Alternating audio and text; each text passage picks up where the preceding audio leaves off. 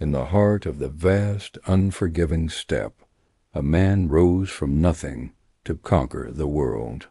But beyond the thunder of his armies and the shadow of his empire, who was Genghis Khan?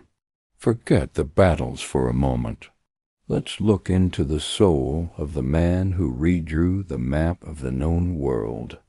To understand Genghis Khan, you must understand the world that forged him. It was a brutal landscape of constant betrayal, where survival was a daily battle. This crucible shaped a man who was both ruthless and remarkably pragmatic.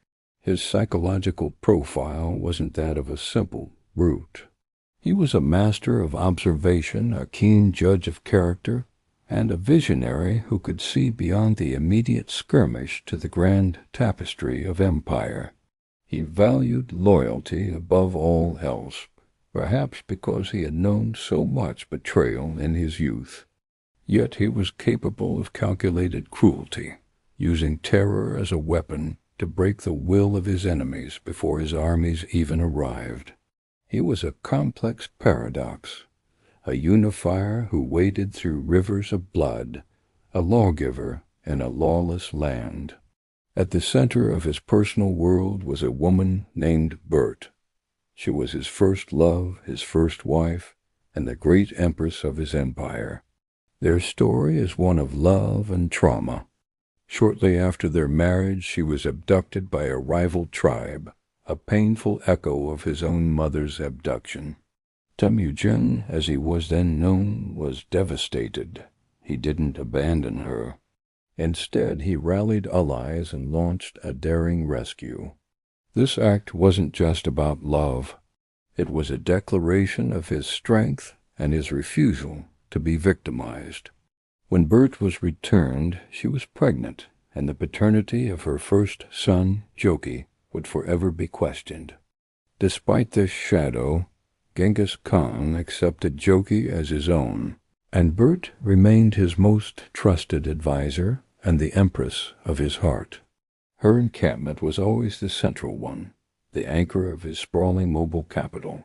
While Börte was his one great love, Genghis Khan had other wives and concubines, often taken as spoils of war or through political alliances. This was common practice for powerful rulers of the era. His relationships with these women were largely political, designed to secure loyalty from conquered tribes and strengthen the fabric of his burgeoning empire. He treated them with respect according to their status, and they managed vast households and held significant influence within the court. They were not just consorts. They were integral cogs in the administrative machine of the Mongol Empire. But perhaps the most overlooked figures in his family were his daughters. They were not simply married off. They were his secret weapon in a brilliant game of diplomacy. Genghis Khan practiced what we might call daughter diplomacy.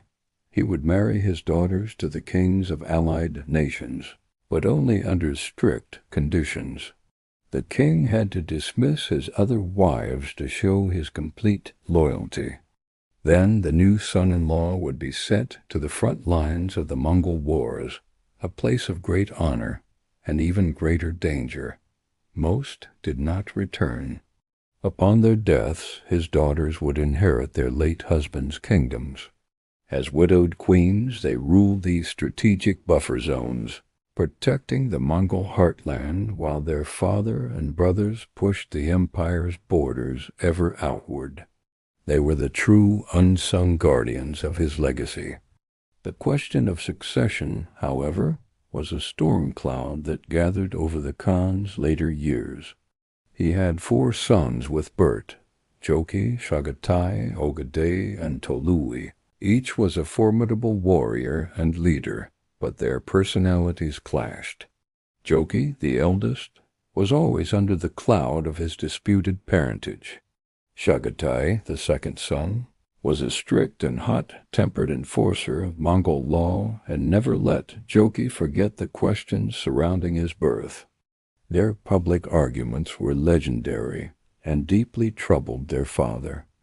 Agade, the third son, was charismatic and well-liked, known for his generosity and his love of a good party. Tului, the youngest, was a brilliant military commander, but perhaps too much like his father in temperament. The tension was immense. Who could possibly hold together the largest land empire in history? Genghis Khan knew that a direct confrontation between his sons would tear his life's work apart. In a move of incredible foresight, he bypassed the two eldest and the youngest, choosing the affable and diplomatic Agade as his heir, believing he was the only one who could command the loyalty of all his brothers. It was a choice that would shape the future of Asia and Europe for generations. As his life neared its end, Genghis Khan became obsessed with his own mortality. He had conquered kingdoms and toppled dynasties, but he could not defeat time. His final and most enduring mystery is the location of his grave. He demanded to be buried in secret, with no marker, no mausoleum, no tomb to be plundered or worshipped. The funeral procession, it is said, killed every person and animal they encountered on their journey to ensure the location remained a secret forever. The soldiers who attended the burial were then executed by another set of soldiers, who were in turn executed themselves. Legend says a river was diverted to flow over his grave, erasing it from the landscape. To this day, the final resting place of Genghis Khan remains undiscovered, a lost secret hidden somewhere beneath the endless Mongolian steppe he called home. He came from the earth, and to the earth he returned, anonymously. Finally, we have the legend of the sold, the horsehair banner that embodied his spirit. For the Mongols, a person's soul or spirit resided in their belongings. The sold was a spirit banner, made from the hair of his most prized stallions, either white or black. The white banner was used in peacetime, a symbol of his creative and constructive spirit, but in war, the black banner was brought out. This was not just a flag. It was believed to be the vessel of his warrior spirit, a tangible concentration of his power and will to conquer. It was a potent psychological weapon. To see the black sold on the horizon was to see Genghis Khan himself, a harbinger of unstoppable force and divine fury. After his death, the sold became the most sacred object of the Mongol people, a connection to the eternal spirit of the great Khan, watching over his nation. From the quiet intimacy of his love for Börte to the world-altering conflict between his sons, from the strategic brilliance of his daughter queens to the haunting mystery of his final resting place, the inner life of Genghis Khan is as vast and complex as the empire he built. He was more than a conqueror. He was a husband, a father, a visionary, and a spirit whose legacy continues to thunder across the pages of history. Thank you for watching. If you want to explore more hidden stories from the past, don't forget to like and subscribe.